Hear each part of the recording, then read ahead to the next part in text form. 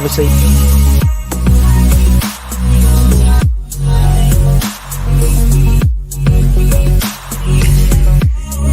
Consider the inconsistency in team selection still. Good evening and welcome back to West Ham Network. My name is Anton and it has been a while. Yes, it has been. Russ has been keeping you entertained, still sunning himself in a lovely place in Spain, not. And of course, I'm here trying to bring to you another West Ham Daily. And today is an interesting one. You know, we were going to go down a different route, but there's been other news coming out and you know, doing a little bit of digging around the world and seeing what's actually happening in the West Ham world and the transfer world, because we've had a busy transfer window that just taken place, and we'll talk about that in a minute. But you know, there's some news coming out that maybe West Ham might be still interested in having some players heading out the way of the club, not obviously coming in, but heading out. And as you can see from the title, is it going to be the likes of Lanzini and Yarmolenko? So if you are new around here, go across, hit the subscribe button. Please hit those thumbs up and of course leave a comment. We will go through as many comments as we possibly can. Although I'm not doing this show myself this evening, I'm actually going to be joined by none other than Matt. Matt, how you doing, mate? You okay? Not bad, mate. Yourself? Yeah, good. Thank you very much. So, you know, putting two and two together and having a think about the West Ham squad. I mean, first question to you, Matt, was, you know, in a nutshell, were you happy with the business that West Ham did in Cummings? We left it late. As you know, what I don't know why I expect any different, because I'm sure we leave it late every window. It's like Sullivan's mantra of he seems to think he'll get stuff cheaper if he leaves it late. I think we're still striking light, but you know what? Having said that, the players he brought in, the quality of the players he brought in for the age they are, I think we did really good business. Like I'm not one to give Gold and Sullivan praise, and I'm sure most of it goes down to Moyes and Stuart Pearce, but they did good business. You look at the four signings, you can't. You know, do we need a goalkeeper now? No, we've been knackered in the summer needing one. Yes, got in early. So there we go. There's Areola for you. You know, goalie, 28 years old, senior appearances 266, 108 clean sheets. Brought in on loan from PSG, and is with an option to buy at the end of his loan period. You know, won La Liga with Real Madrid as the first choice, won the French title with PSG as first choice, Premier League experience last season, and he's only 28, so he's still got, you know, he's just coming into his prime as a goalkeeper. You'll get him another 6-7 years out of him. Yep. Zuma, move on to him. Yep. Central defender, 26 years old, 302 senior appearances, 17 goals, 9 assists, average stats per game, 1 tackle, 1.4 interceptions, 4.9 clearances, pass success rate of 84% from Kurt Zuma. Signed from Chelsea on a fee expected to be around 28, 29 mil, I think. Something like that. But it's proven Premier again. I think there's much. Dan Love, Russ and myself done the Newcastle watch along, and we literally, as soon as we got the fourth goal, we were like, whatever they're doing, we like get Zuma done. It took like another 2 weeks or a week and a half or whatever. Yeah. But it was like, you could see at that point, like we needed a centre back because goals wasn't the problem. I know I said we needed a centre forward, but you look at the first 3 games, goals were not a problem. We scored 10 goals in 3 games. It was the defence. We're still conceding goals. And yes, you may have paid 5-6 million over the top because he's got that already got that Premier League quality and Premier League proven commodity. But we started in the French team the other night in front of Varane, which I don't know if that was tactical choice or what reason was for that. But I mean, Varane's a world-class player, but we needed more options in defence, especially after losing Balbuena.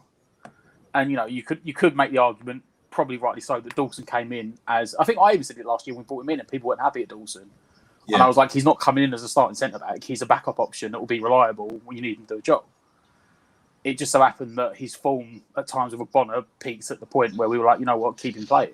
What I found really interesting, though, with regards to the Zuma incoming was that when you listen to a lot of pundits talk about Zuma coming into West Ham and they are pairing them Zuma up with a particular player, I've not heard many pundits particularly talk about pairing him up with either Diop or Ogbonna. It's always been discussing pairing him up with Dawson. Now, I know people would be like, well, listen, obviously maybe you don't watch West Ham, etc. But I wonder if there's method in the madness. Is he left-footed? Is that the method in the madness? Is he left-footed? Possibly. I did hear somewhere that Zuma's left-footed. So maybe the method is, well, Moyes likes having a natural foot on that side, doesn't he? I know that we have done it where we've had two right-footers, or you don't really get two left-footers, but normally two right-footers. Yeah. But maybe he wants the right and left foot, so he's thinking, you know what, though? I wouldn't go Dawson. If you were going to break up the pairings into like a cup team, a league team, I'd actually probably put Zuma with Diop. Because I don't want to see Ogbonna and Diop together. I think they're too similar. Yeah. But we'll for come on 26 to million, it's brilliant. It's brilliant business. We'll come on to that. We'll come on to that in a minute, because we will talk about the squad in a second. Let's go on to Alex Kroll, signed from Sparta Moscow. Have I got that right? Slavia? No, yeah, Sparta Moscow, defensive midfielder, 23 years old, 138 senior appearances, 3 goals, 14 assists, average tackles per game 1.5, 1.4 interceptions, pass success rate 79.3%, initial loan with an option to buy of approximately £12 million. Have we, a player West Ham were linked to right at the start of the transfer window, and came out of the blue again because, it was good because we've kind of lost the interest of bringing him in, and then suddenly, bang, the deal was done. Again, like I said, I don't want to give Sullivan and Gold too much credit. Well, it won't be Gold, is it? Gold just sits in the background. Sullivan's the one that does it. I don't want to give him too much credit, again, because I think it's Moyes, but that is an absolute steal. It's a genius bit of business. Yeah. We may have sat here for years and said, we were crying out for the guy to play alongside Noble. And then we got Souček and Rice come in, and we're like, Noble can go to the wayside now. He's like, but then, I think we sat here last season about this time when the League Cup was on. And we played the Everton game. On our first choice, it was our second team, wasn't it? But it's the pairing that day in the holding midfield role was Mark Noble and Robert Snodgrass. Yeah. And I think we both looked at each other and said, if Rice and Souček get injured, we're knackered. Because those two can't do the same job. So getting him in on a loan to buy gives you cover, it gives you European experience, it gives you fresher legs, more physicality, a box-to-box guy, likes making tackles, 6'2", not going to get bullied off the ball. And you've only paid, like a £3 million loan fee? Yeah. With another 12 million and then 5 million add-ons. I can't see him not completing the deal unless he turns out to be has an absolute stinker. But as a thinker, yeah, which a lot of people are kind of judging him based upon his appearances at the Euros. But the thing is, I didn't think he had a good Euros, but I've seen other pundits and other YouTube personalities and stuff be like, yeah, he had a really good Euros, and I was like, I didn't think he did, but yeah. But no, it's maybe he went under the radar. Yeah, exactly. Listen, thank you very much for everyone that's engaging in the chat. We are saying hello to you. Peach, Happy Amoret, Lawrence, Clive, Trev, Pete, Daniela, Howard, Alfie, Father Snowman, Dan, Long Dark Tunnel. You're all there, Howard, etc. It's really good to see you. We will come on to the conversation in a minute. But yeah, good bit of business bringing Kroll in, a bit of defensive midfield cover that we need as well. And then last but not least, we brought in this man, Nikola Vlasic. Again, another signing that came out of the blue, attacking midfielder, 23 years old, 248 senior appearances, 48 goals, 42 assists. A player that likes to get forward and get involved. What do you think? Well, he's got big boots to fill, hasn't he, after the announcement today? They've given him the number 11 shirt, so he has got big boots to fill after the way Lingard performed last season. Yeah. I think the pressure, I don't know, it depends how you want to read it. You could say the pressure's on him. Sorry, Lawrence. It's so true. I don't know where. Oh, there they are. I found them. I found all my tops. I couldn't find them there. I'll put one up for you, mate. I'll put one up for you. But carry on, sorry. Yeah, it depending on how you want to view it. You could say he's under a lot of pressure, or you could say he's not under a lot of pressure at all. Because you're trying to hide yourself now. He wasn't the first choice, so it depends how you want to read that.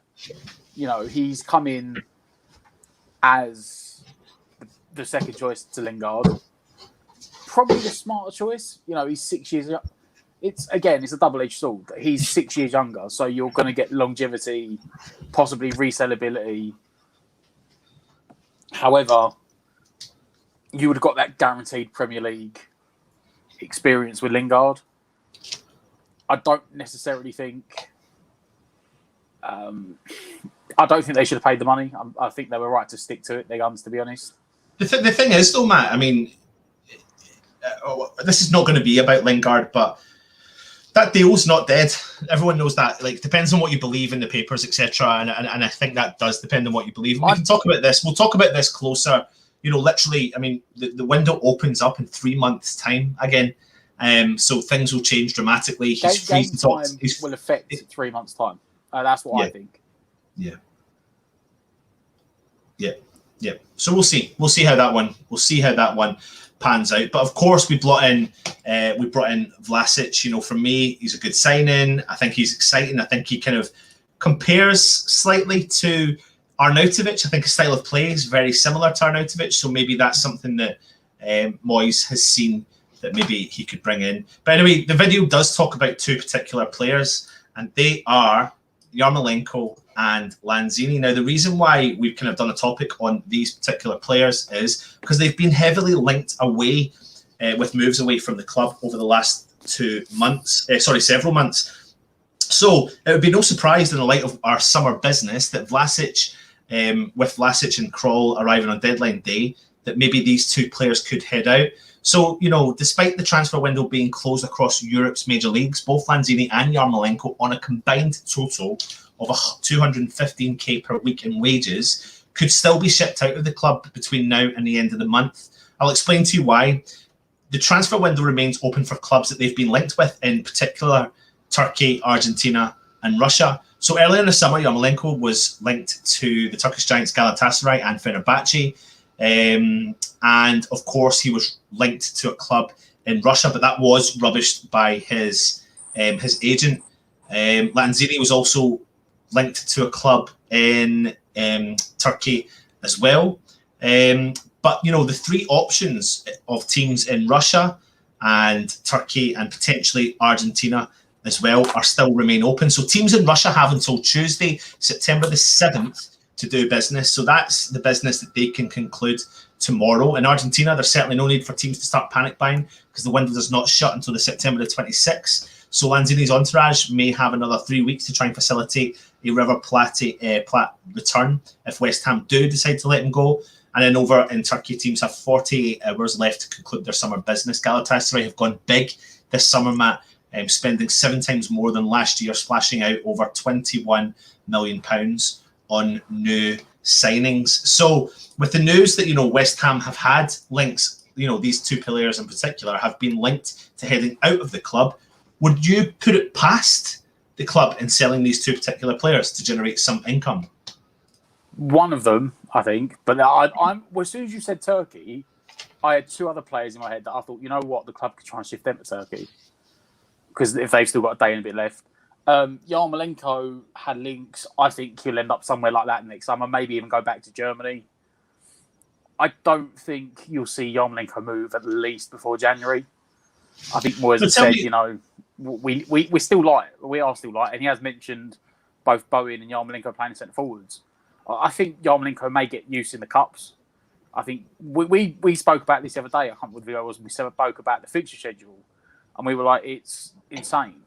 Well, let me bring up the fixture, and I want to bring the fixture schedule up. Actually, we've got a list of the next, is that seven games? 2, 4, 6, 7 games. So as you can see here, Saturday, 11th of September, at home, 3 p.m. Southampton. Thursday, 5 days later, 16th of September, away, 5:45 Dinamo Zagreb. 3 days later, Sunday, the 19th of September, our home fixture against Manchester United in the Premier League. Then we go to the following Wednesday, 22nd, away to Manchester United in the League Cup, followed by 3 days later, again on the Saturday, 3 o'clock kickoff against Leeds. Then the following Thursday, 30th of September, Rapid Vienna, followed by Sunday, the 3rd of October against Brentford. So there are games galore, and we're going to need a full squad of players, aren't we, Matt? That is a game like shit every 3 days. So the Yarmolenko one, I would put on the back burner probably till at least Christmas, maybe January, if they can get someone in to take his spot. That being said, it wouldn't surprise me if they got a reasonable offer that Sullivan may say to Moyes, you got Vlasic in. Can we let him go? Yeah. It's because he is on 115? Is it 115 grand a week? Reported or something like that. 115. So if they could get that, if Galatasaray or Fenerbahce or Trabzonspor or whoever it is came in from Turkey, or Spy Moscow, whatever, comes in and says, look, well, we haven't got much in a transfer budget. We've got like £1 million, but you'll get 115 grand off the wage bill.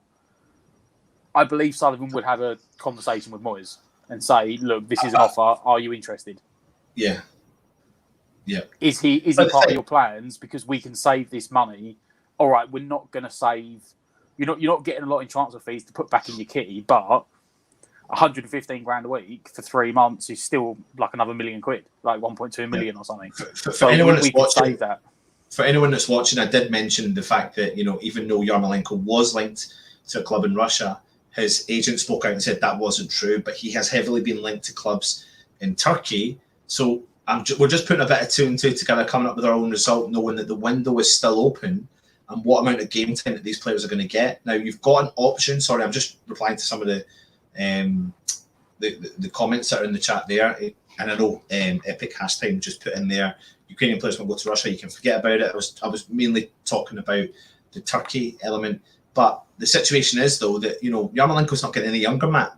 And he is going to want to try and play as much game time as he possibly can. He's obviously playing game time when he plays for his he's not actually that old, is he? I think he's deceivingly young. Or, I'm not deceivingly young, but I think he's 30.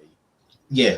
But, in terms of what West Ham are building right now, it definitely is. It's older for us. If he goes to Turkey or Germany, he'd probably get another 5-6 years. Yeah. And it comes down morally to him, what he wants. Does he want that last year of big money?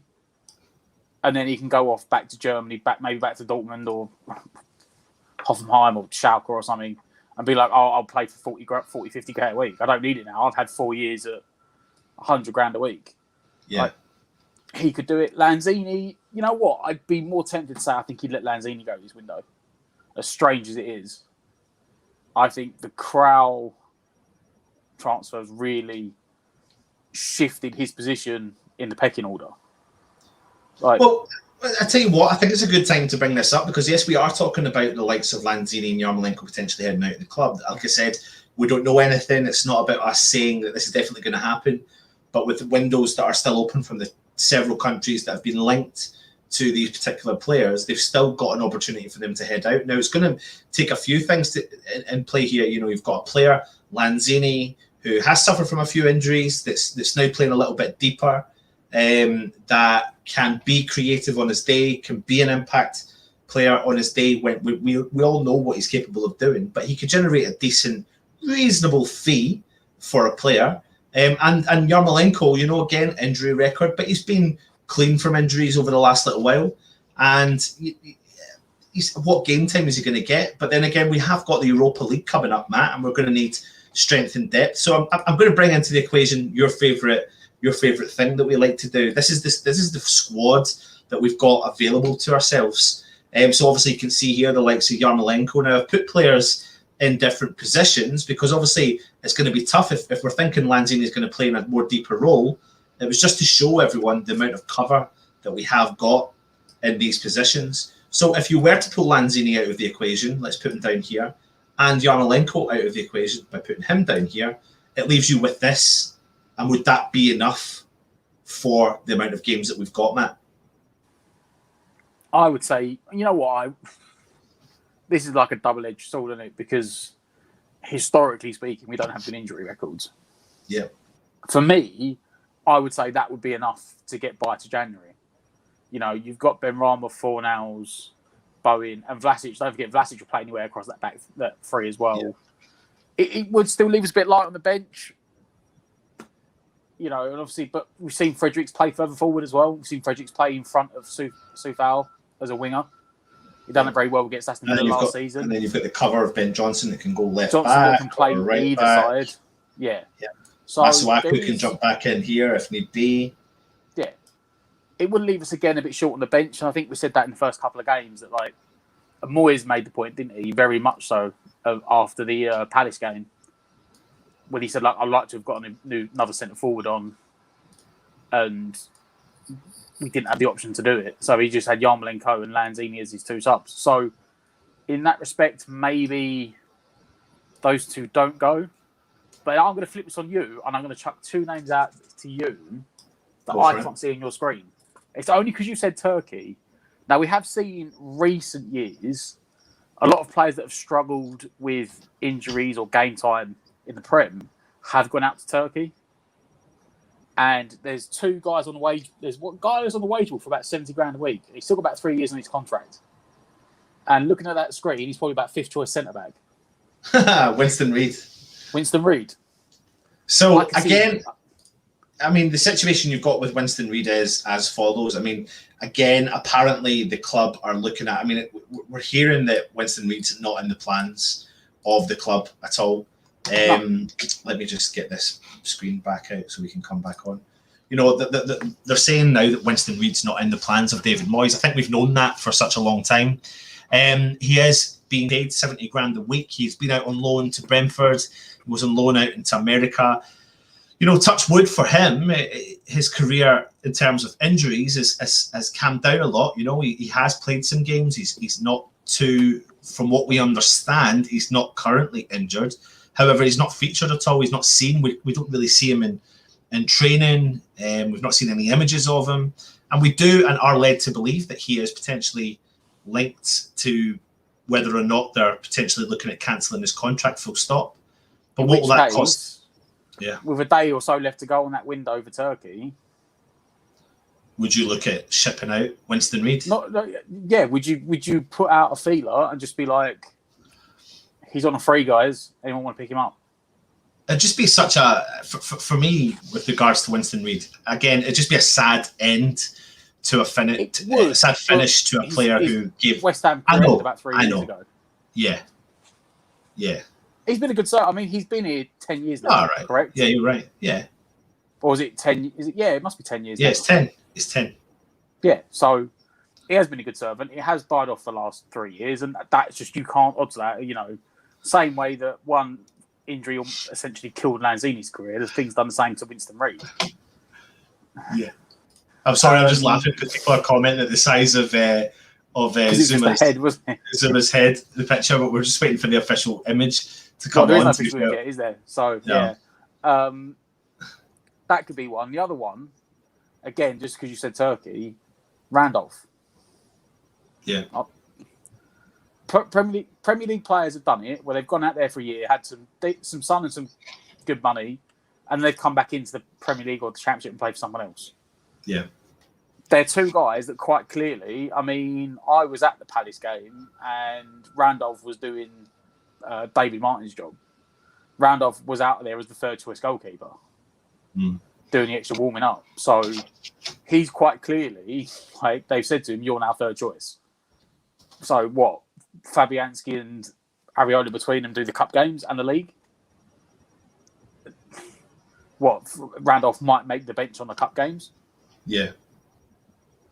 Yeah, so, I know it does. Kent saying that Reid's been here for 11 years.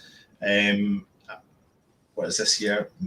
Maybe Randolph is kept for his bants, but I think Zuma's certainly going to come in and take over that position. To be honest with you, Trosh, because he's full of the bants. From what you hear from Stuart Kay, Winston Reid, last ever goal, Upton Park legend. Trosh. Poor Anton heartbroken at the Reid news. I mean, listen, I've had to come to terms with the situation where Winston Reid is at. I am gutted because I think it would be a sad end to his career, of course. But that's just the nature of how things are. But there are players there that can still go out the door, and that's the key element. And the question I'll ask to you in the chat is, if you're taking into consideration Randolph, Winston Reid, Yarmolenko, and Lanzini with the three potential windows that are left open, who would you potentially like to see leave the club, or do you think we would be left too short in getting rid of some of these players? I wonder, though, Matt, is there a reason why we didn't let Randolph go before the window? I don't think anyone could afford him, mate. I'll be honest. Yeah. As stupid as that sounds, like, I think he's in the last year of his contract, so I don't think West Ham would have stood in his way. Like, the way he came in on was it a 2.5, 3 year contract because Roberto's crap. Like they basically went back to Middlesbrough and was like, "You still owe us some money. We'll give you a little bit. Give him back." And what sat him down and said, "Oh, by the way, Roberto's crap. So you're going to come in and you're going to be first choice for about 3 games till Fabianski gets back, and then you're going to sit on the bench as the number 2 and play the cup games." And he didn't argue about it. Didn't have no qualms about it. He just come back to the capital. Some players still here that he knew, got on with it. So if someone had come in from in the summer and said, "We want to take him," I don't think we're the club this way. I don't think they'd have asked for a lot of money either, like $1 million, $500,000. Like, but it's the wages. I think he's on like 30, 40 grand a week, which is the key. For that is the context, because for a Premier League team, 30, 40 grand a week is like below average wages. Yeah, like you could probably argue that in this current time, the average wage for a Premier League player is 50, 60 grand a week. That is continually spiralling. At some point, there's going to have to be a cut-off where they just go, "We can't afford to pay you that." A la Messi at Barcelona. No, we can't afford to pay you $2.5 million a week again. Like, you have to go somewhere else. Sorry for anyone that's... I'm just going to interfere there with you, Matt. Sorry, quickly. Mishley, we're asking about players that can leave the club. Well, I suppose anyone can leave the club, I suppose. But let's be realistic. We're talking about players that have been strongly linked to going out of the club due to the fact that Turkey, Russia and Argentina's transfer windows are still open. Some of them open for the next 20, over, I think it's 48 hours, and some close in about a week's time. But then, I mean, bringing it back to the squad. Sorry, Matt, continue what you were saying, and we'll come back to the squad in a second. So I was saying, so for like a Premier League team, 30, 40 grand a week is not a lot of money. But for a Championship team, where I think like if you finish in the top half of the Championship, you get about 15 million a season. Yeah. That's your prize winnings. That's your winnings for the season. That's what you earn. And it's like 100 grand a TV game or something stupid, right? So if you're on 30 grand a week, that works out to about is it a couple of million a year? Yeah. Okay? That works out to about 4.5 million a year if you're on 30 grand a week. Or something stupid like that. It's maybe it might be 2.5 million a year. But when you consider your budget's like 10 million, you can't afford to pay like a quarter or a fifth of your entire wage, like your entire budget on one player. You can't do it, unless he's exceedingly good, like a centre forward dropping down that's going to score you a bucket load of goals to get you straight back up again. It's going to be a hard thing to do. Yeah, no, it certainly is. Don't worry about that, Matt. I'll explain that in a second. Get rid of that. That's what we don't want on there. I did see a comment a second ago from Fo that said maybe Randolph's in the medium term second choice goalkeeper after Fabianski leaves. That's a possibility. I think he's 33, 34 at the end of this season. Randolph. The thing is, the thing to consider though, Fo, the thing to consider is we've got the World Cup coming up at the end of next year. So we're literally about, this time next year though, Matt, teams and players will need to be playing at the top of their game if they have qualified for the tournament in order to go to the tournament, because the tournament obviously starts in November, plays through December. So players like the likes of Darren Randolph will want game time. So unless there's a plan sooner rather than later, unless there's a plan for January for him to go, it would be a bit odd for West Ham to sit on the market with these 3 keepers on their books. In particular, Randolph, who's going to be desperately wanting to play in the World Cup with Ireland if they do qualify. And then, it can play dividends to the likes of Lanzini and Yarmolenko as well, Matt, because, both of them have international aspirations. Yarmolenko, I think is he now the all-time...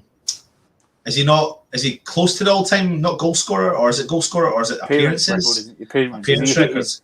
He's on 101 now. 101 now, I think he is. Yeah, I don't know what the next one is. I think is it Shevchenko, who's got the one up from that. So he's got aspirations to go with, and it looks like no matter what, Yarmolenko goes with Ukraine anyway. That's the impression I get. Yarmolenko comes hand and foot with the selection from the Ukraine team. However, players like Lanzini will want game time. because he wants an outside chance, and there could be an outside chance if he performs really well. He's been in and around the squad before. He was unfortunate, Matt, not to be given longer game time, apart from that injury that he got. Obviously, that injury held him back, and he couldn't perform for Argentina at the time. So, and the same could be said for Winston Reid. But then maybe there's a selection issue there when it comes to New Zealand, because if they qualify, he's maybe automatically there anyway. What do you think? Yeah. The Lanzini one, I think he's got a stretch now, because like even if you saw the 6 minutes they played yesterday, Buendia wasn't in. Like he got called up, wasn't he? Didn't even in the 11. I think he was in the matchday squad, but he was part of their 25. So, like even at the moment, he's probably behind Buendia at Aston Villa, who's in a similar position, who's getting the game time. So he had that one tournament when he should have played, got injured. I don't want to be mean to him. I think his time's done. I think, if he could make a move next summer, and then he's got about 4 months to try and play himself in, but he'd have to go Spain, where it's not as physical, and maybe see if he can play his way in as like a deep line playmaker. Yeah. As I said, Randolph was getting picked when he played for us the first time anyway, when he was like number 2, dropping in and out. He's been picked here at this time as number 2, so will Randolph matter? No. Yarmolenko won't matter? No. Winston Reid, I think, would get picked straight away. He was at least previously the captain. It's players are going to want game time, and that's why when I said about we said about Lingard, I think he will need the game time.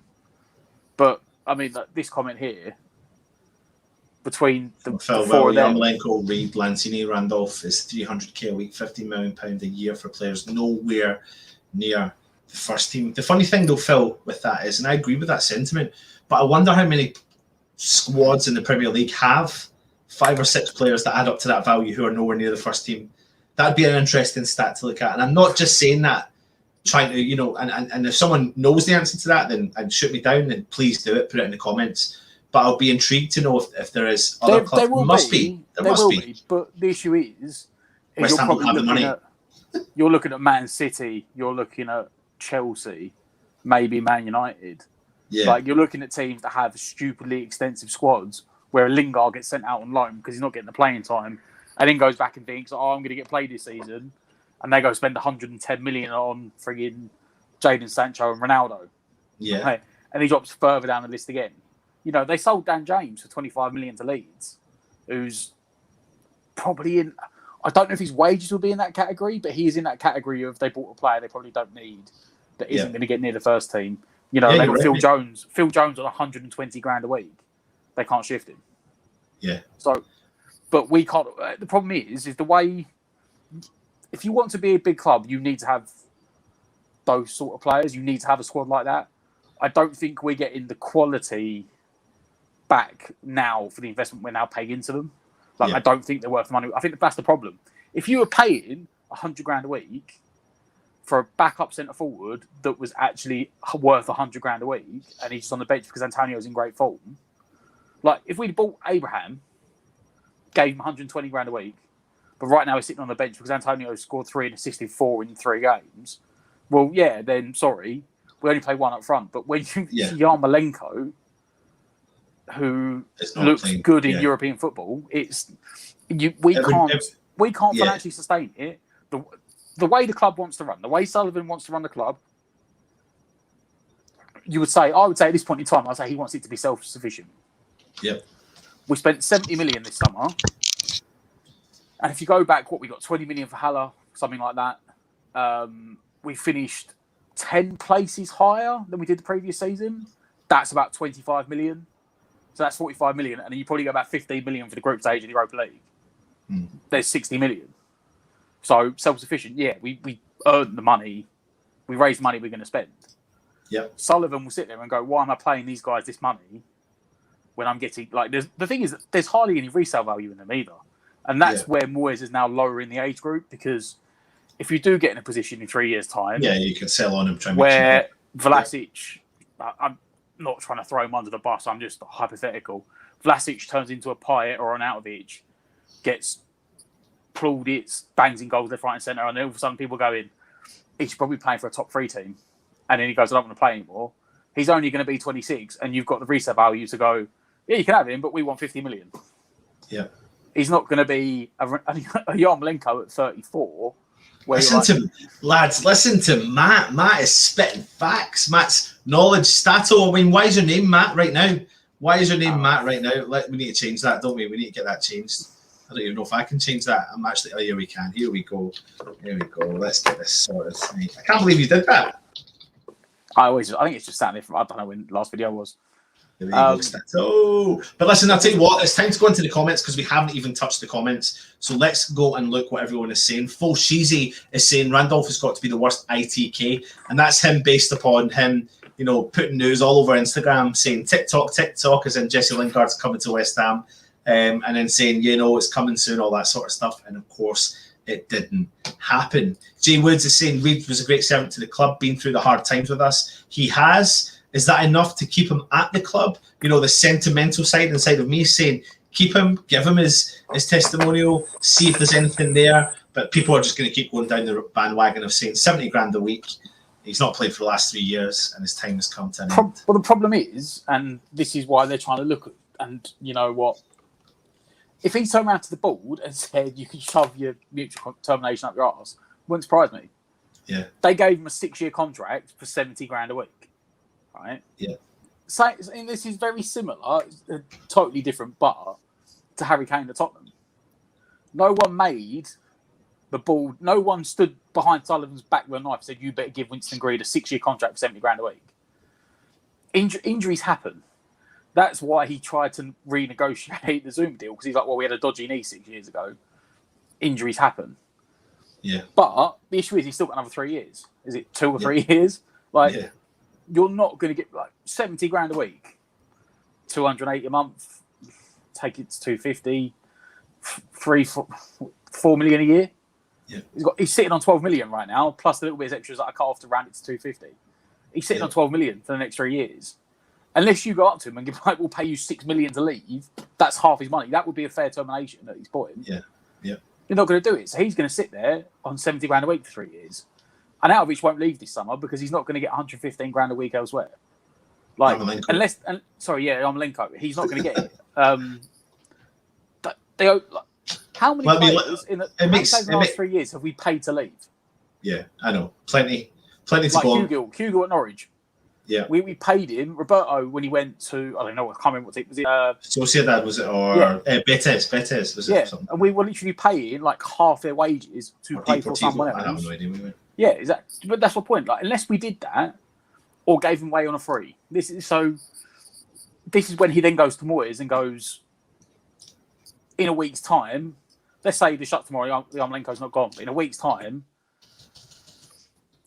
Lanzini's agent comes back and says, Boca Juniors have said they'll take him, but they haven't got money for a fee. However, he's going to cut his wages down to 40 grand a week in Brazil or Argentina, wherever he wants to go, whichever team. He'll cut his wages down to 40, 50 grand a week, but there's no, you get no transfer fee for it. Then Sullivan will look at that and be like, you know what? Maybe worth a shout. Listen, I need to move through loads of the comments. There's loads of comments in here. But if you are watching right now, please hit those thumbs up. There is the option just down there to hit the thumbs up. And I believe if you want to subscribe, it's options over there just below where Matt is. If you're looking at the screen, there's an option to click the subscribe button. So please do, of course, leave a comment as well. Let's go and see what everyone is saying. Michele is saying keep Lanzini. Irish Tommy, hope you're well. Randolph is a good third choice keeper to have. Not on big money, but we couldn't get much money for him. It's more useful to us staying at the club. Ken is saying, sorry to say it, but Reid's been finished since we got injured at Swansea. Randolph, good championship goalie. Trosh is saying, do we need to keep Fredericks as he is a Declan FIFA buddy? Peach is saying Zuma and Rice dance off. Absolutely. Flo is saying maybe Randolph is the medium-term second choice goalkeeper, like you said.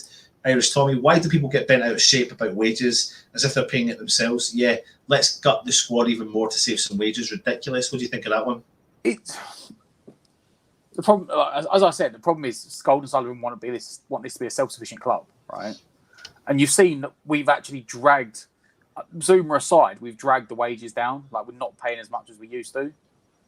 So it's not about gutting the club because, as I said, Yarmolenko's in his last year anyway. Randolph's in his last year. Lanzini 2 years. I think he's got 2 years. I think next summer is the last year of his contract, right? Yeah. But I'd have no problem with these guys sitting on the bench. I think, you know what, I'll take Randolph out of this statement because I think Randolph is worth what he gets paid, right? He's only about 30 grand a week and he's basically a rotating backup goalkeeper and a very good championship goalkeeper. So his wages are about what he should earn in the modern football world for what he's worth, right? The other three, for the output you get, are not worth what they get paid. Now, that's not their fault, right? That's not their fault. The club gave them that money, right? Lanzini had a very good 6 months of 3 years ago, and the club were like, oh, Liverpool want to be 50 million for him. No, we don't want to lose him. We're going to give him a new contract. Got the contract, went to Argentina. Was it his ankle or his knee? I think it was his knee, wasn't it? Like his ACL or something. Yeah. Absolutely ruined him, and he's clearly not the same player.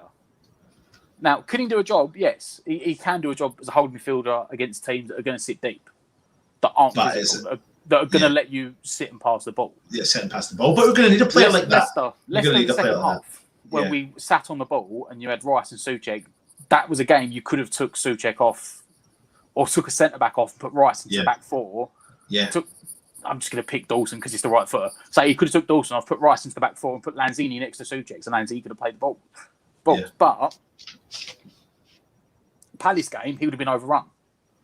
Yep. They would have torn him to shreds. Now, Matt, that's pigeonholing him for his wages to make him worth something. Yeah, of course. Let me move on. Phil Will is saying get rid of Lanzini now and Yarmolenko in January. Troy is saying Randolph's a championship level keeper though. Where are we? Mark is saying Reid needs to go first. He's £70,000 per week. Keith is saying need somebody at left back to replace Creswell next season. Michael Long is saying Souček, Soufal and Krul got hammered by Belgium yesterday. To be fair, aren't they still the number one ranked team in the world? Yeah, yep. Yeah. And we've obviously spoken about that. I mean, England got hammered by Belgium, didn't they? In the World Cup. Neil from Down Under's in the house. Hope you're well, mate. Yarmo is from Troyes. Should have scored when he cut in versus Palace, and we would be top of the league. Literally his job, cutting on his left foot. That's all. That's like his. If he was playing FIFA or like Football Manager, and they have like the skill trait, his skill trait is get on the edge of the box on the right hand side, cut on his left foot, and put it in the far corner. That's it. This is one job. Yeah. Irish Tommy's replying to that. 3 players against 11. No wonder they got hammered. Martin is saying the boat has sailed on Ireland's World Cup qualification. I've not actually seen the. You know what? I'm not going to lie. I'm English. I didn't watch the England games. That's a struggle though. Qualification football does not interest me in the slightest, and I think that's because we're lucky in the fact that we get so saturated by England. I think if you followed like an Ireland who don't qualify every tournament, I would be invested in the qualifiers. But the fact England have lost, did they lose a qualifier last decade? I think they might have lost one qualifier. It's like they've played 5 and won 5 in this tournament so far. They're 5 points ahead of the league. So it's a bit of a disappointment. Anyway, Phil Will, Masuaku and Fredericks to go as Johnson and Ashby are better. And I think it's going to be an interesting couple of years, Matt, if I'm being brutally honest. I think we're going to see, hopefully, a whole host of young players coming through. It's about time. Coming through, Steve Irons. I didn't realise there was a show. Sorry, mate. Hope you didn't. Did you not get a notification? Please let us know if you did or you didn't. What is this here? GP Anton should consider shifting still. He's old too. Shifting. I don't know what you mean. He's like Lanzini. He's got a lot to offer. I think he does as well, but it depends on what Matt said. The team he's playing, and we may see the Lanzini spectacular in the Europa League. I think it would be. He's on $100,000 a week. Yeah, and you're saying he can play. He can play hold midfield against some of the lesser teams. For me, that's not a guy on $100,000 a week. That's Mark Noble on $40,000 a week. Yeah. Let me just jump onto the comments down at the bottom, just so you are aware. Clive, hope you're well. Good to see you. We're talking about players going because there's 3 countries windows that are still open right now. We've got the Russian window, we've got the Turkish window, and we've got the Argentinian window. 3 areas where players, in particular Lanzini and Yarmolenko, have been linked to. Now, we're not saying that they're definitely going, but we're trying to see if there's potentially an option there, Clive. So, that's the only reason we are talking about them. Now, I'm going to try and see where I got to up in the comments. It's so crazy. Hammer Mulder is in sunny warm Southern California. Hope you're well. Thank you very much for rubbing. I'll tell you what, mate, it's pretty warm in London right now. Yeah, I've seen that actually. We're about to, I think we're starting using a middle of a heat wave, or? It was like 28 degrees in London today. Yeah. 30 for the next couple of days. Right, let me see here. I've got my reservations regarding the goalkeeper Areola. His wage is 145k. Don't think West Ham will pay that unless he turns out to be a top quality keeper, which I'm hoping for. And Peter, that's the point. That's the point of the deal. That's what makes the deal so special to West Ham, is because currently PSG are paying some of the fee, the weekly wages towards Areola being at West Ham, and West Ham have an option to buy the player come the end of the summer. Now, if he does perform well, and I'm pretty confident, I am confident, Matt, I think you are, I think a lot of people are, that if he steps in, he does have the potential to be our next keeper for the next think he will be the number one. Yeah. Or 6 or 7 years. I don't think he'll get that money, and I think he knows that. Yeah, exactly. You're right. I don't think, if this is Sullivan we're talking about, I don't think there's any chance that he walked into that negotiation with a loan to buy and said, we'll pay you 145 grand a week. I reckon we're paying him probably about 75, 80 grand a week. And I reckon they said, if we sign you, you'll be on that money. But he's at the point that he wants the playing time, and he's gone, yeah, I'll take it. Yeah, absolutely. Let me go into this one. Mark is saying Lanzini is a lightweight, get him off the wage bill. Hi all, not Lanzini, keep him from Anthos. Mishley saying Yarmo 100k a week. Happy Amaret. Lanzini needs more than the final 15, 20 minutes in the game to do what we know he can do, which I think we'll see. If I'm being honest, I don't think he will move. I think we'll see him in the Europa League. I think we will see that. And I think, you know what, in terms of this whole conversation, I think this is going to come down, if there's any offers, this is going to come down to a button of heads between Sullivan and Moyes, and we're going to see who wins. And yeah, I think Moyes will say, you know what, the window's shut now. We can't get anyone to replace them. Give it till January. And if I can get someone in to replace one of them, I'll let them go. Yeah. Yep. Clive is saying, why the bloody hell would anyone want to get rid of Lanzini? The mind boggles. Absolutely, Troj. Lanzini plays well in derbies. Good team business to keep Lanzini. That's from Peter Jones. Spot on, Matt. I think that's from something earlier on. 50 million, that's a bit cheap, Stato. I don't know what that was in relation to. I'll say, like, you know, with the resale value of players, I think so if we got 50 million for Vlasic in 3 years, then, you know, we'd be good money. I think you're saying it's a bit cheap. Yeah, there you go. Stato is in the house. Matt Matostat, Will Becks. Peter Jones, keep Lanzini. That would be good team business. Lingard saga still dragging on. The bloke, he ain't coming back to West Ham. Mark.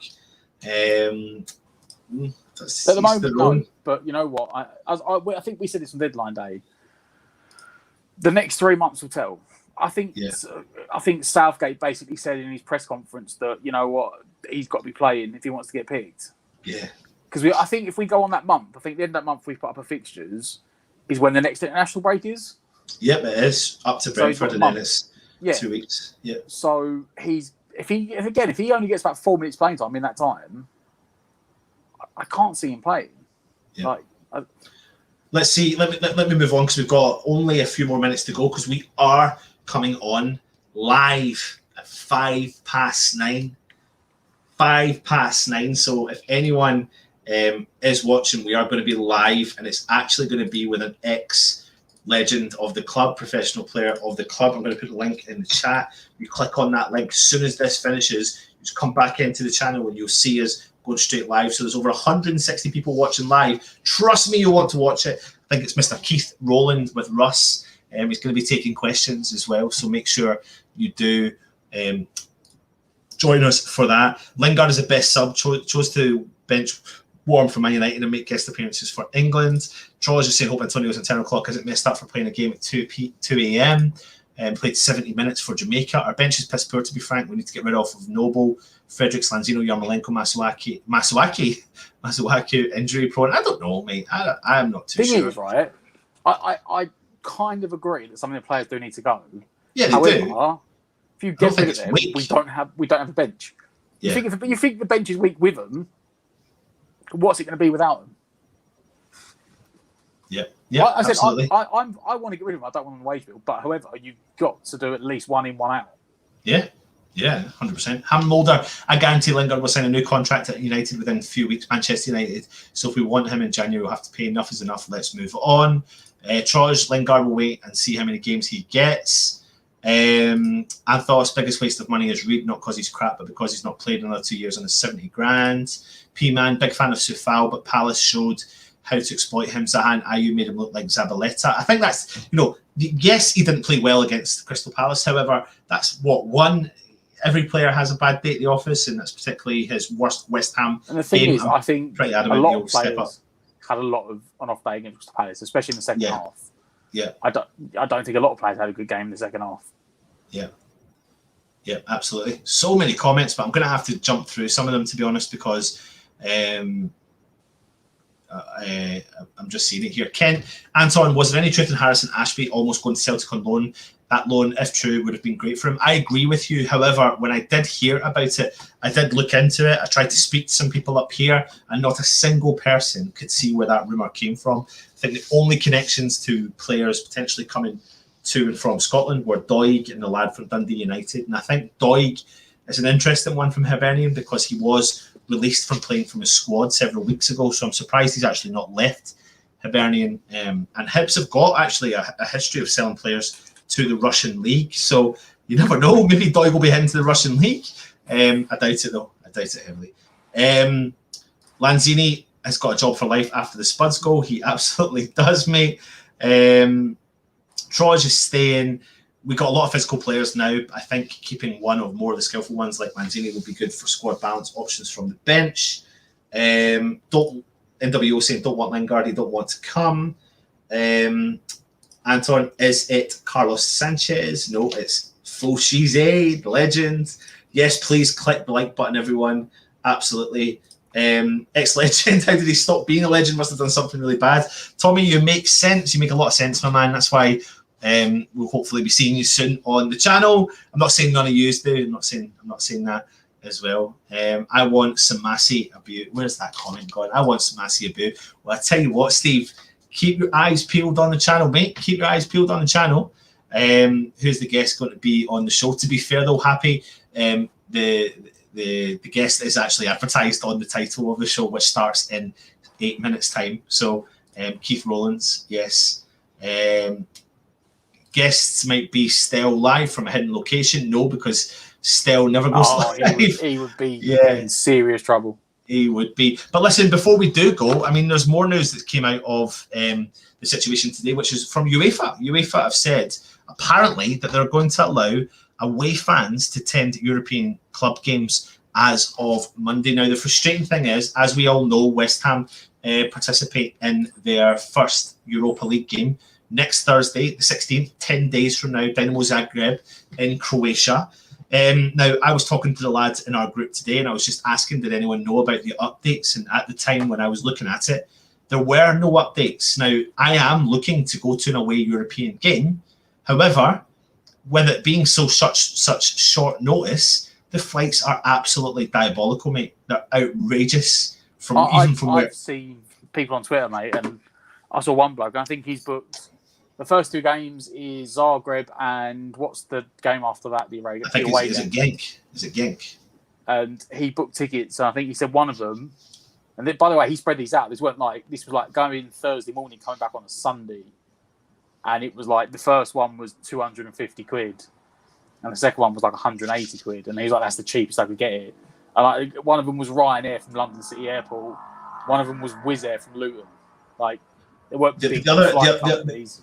But the other issue is, it does say here, away supporters will be able to attend games in the Champions League, Europa League and Conference League subject to national government coronavirus restrictions. Away fans have not been able to attend almost all matches in European club football since the start of the pandemic, with only a small number of fans allowed in the Champions League and Europa League finals in May. A blanket ban on away fans has been in place for the qualifying rounds. However, UEFA lifted the ban on Monday, key word here, potentially allowing away fans to attend matches as early as next week when the group stage of the three competitions begin. Considering the different rules and regulations applicable across UEFA member association territories, it was decided that to no longer apply but to leave any decision with regards to spectators to relevant competent authorities, read in the UEFA statement. Moreover, so for me, I mean, I've decided now that I'm not going to try and go to any of the European group games away. I have booked my tickets. I don't know if you've seen that today, Matt. I'm coming down for a Rapid Vienna game at home. So I'll be there. I'll be there for United game as well. I've booked my tickets for that as well. So I'll be down for that. But, you know, if you are planning on going away with West Ham for the Europe games, just be careful what you're doing. Look into the current history of what the nation is doing, if they're on a green list, amber list, or a red list. And even if they are on a green list, that doesn't mean that the local footballing body doesn't allow fans to go in. Now, the reason why I'm bringing this into equation is I met somebody locally today who was telling me that Scotland are playing, I don't know if it's a qualifying game or a friendly against Austria tomorrow, and they were due to be there as they speak right now. However, the fans are not allowed in. Now, that's right if you go by the rules, which is the rules don't change until Monday, but there are away fans in stadiums already. That's, again, though, that's UEFA's rules. That's not the national country's rules. Yeah, the national country they rules. They might turn around and say, you're coming from the UK, you've got horrible Delta numbers still, Delta variant numbers, you're not coming in. You know, again, I'll point back to that game. If anyone saw it on Sky last night, the Argentina-Brazil game that got stopped after 6 minutes. Yeah. Because 4 Premier League players lied on their COVID application when they come in the country and didn't say they'd been in the UK. Yeah. And they literally stormed the pitch, put them on a coach straight back to the hotel. And I think they were finding them and flying back out today. Yeah. So just because UEFA, I also think that those players are potentially getting fined from their actual clubs as well. I've seen that tonight as well. Listen, Beanie, yes, there is an element of the truth there. That means I have been told no, but you know, we'll see what's happening. Anyway, there is a few more things. Hold on a minute. I've seen a couple more comments. I want to. Here we are. I'm just gonna give you a. There you go for that one. And listen, we will. I haven't sent out the mugs yet that people won last week. It's just because I've actually had a bad back and I've been crazy with work. It will be happening. However, these will be going on sale. So you know, these will be going on sale very soon. So if anyone is interested in purchasing a mug from the West Ham network, they will be coming up for sale soon. Let me just show you the claret and blue home and away one. There are a few more that I've not shown you, but I'll get all the images put up. Let me just see. 2 seconds. Oh, I should have had this organised, shouldn't I? This is probably this one. This one is my favourite. This is the claret and the black mug with Antonio number 9 on the back. Oh, see, I like that. Yeah, I like that. So listen, we are having to go because we are going to be going over to the West Ham network straight after this show. So please click on the link for the channel. This is actually the link for the show to go and watch Keith Rowland live. Get your questions ready to rock and roll for Russ. He will put them up.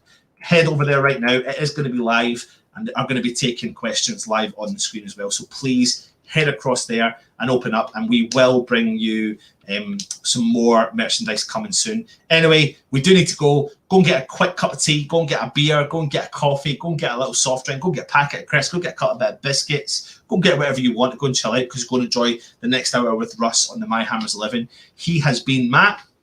I've been Anton. This is the West Ham Network. Subscribe, like, and comment, and go and check out My Hammers 11 immediately after this show. Come on, you Irons.